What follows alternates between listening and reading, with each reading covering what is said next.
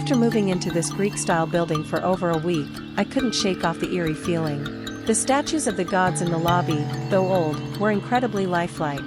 The ancient elevator resembled the entrance to a Greek temple, and once inside, I discovered it could go up to hundreds of floors and descend dozens of levels. The passengers were all self-righteous, resembling the statues that had come to life in the Grand Hall. After several conversations with the building manager, I gradually understood what was going on.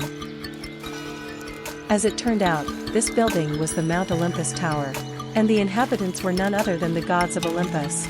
Zeus and Hera resided on the top floor, while the other floors were occupied by the 12 gods, including Apollo, Athena, Ares, Hephaestus, and Aphrodite.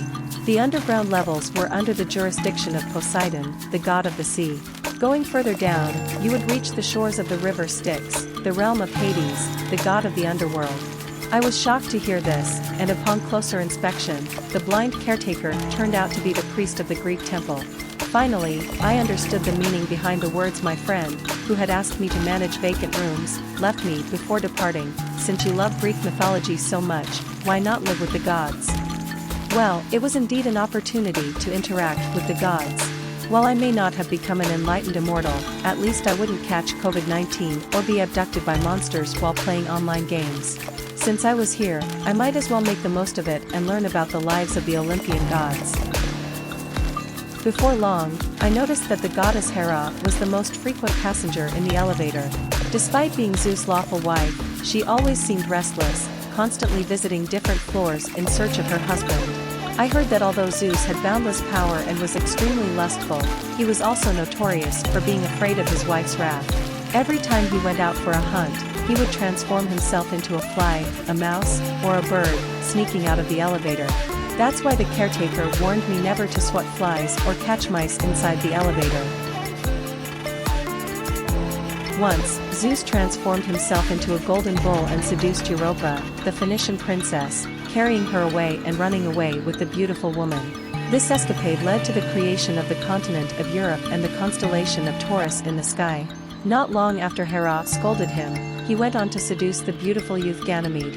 Furious, Hera ordered the hundred-eyed Titan, Argus, to keep an eye on them. Surprisingly, Zeus' messenger god's son, Hermes, used a lullaby to make all of Argus' eyes close, allowing Zeus to succeed once again. One day, a swan flew out of the elevator as soon as the doors opened, eager to seduce the wife of the king of Sparta. Another day, an eagle spread its wings and flew from the bottom floor of the elevator, engaging in a homosexual affair with a beautiful young man and eventually elevating him to the status of cupbearer. In short, what I witnessed in the elevator was Hera's anxiety and anger, and a group of clever animals that were actually Zeus in disguise. Not long after, the building was hit by the Golden Apple incident, causing the gods to engage in a fierce battle and forcing me to mediate in the elevator.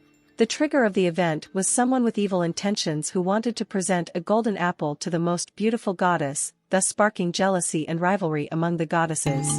In the end, a heated campaign for votes ensued between Hera, Athena, and Venus, with my mailbox filling up with campaign materials.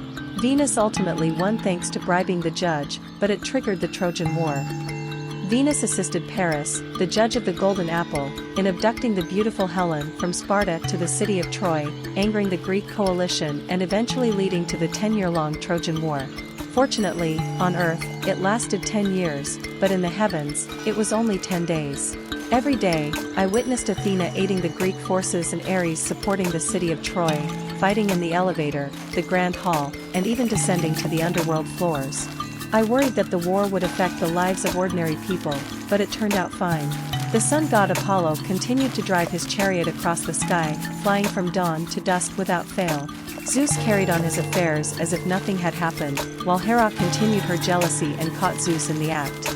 War was war, and daily life was daily life. It seemed that success and failure were fleeting, but the green mountains remained, and the sunset glowed countless times.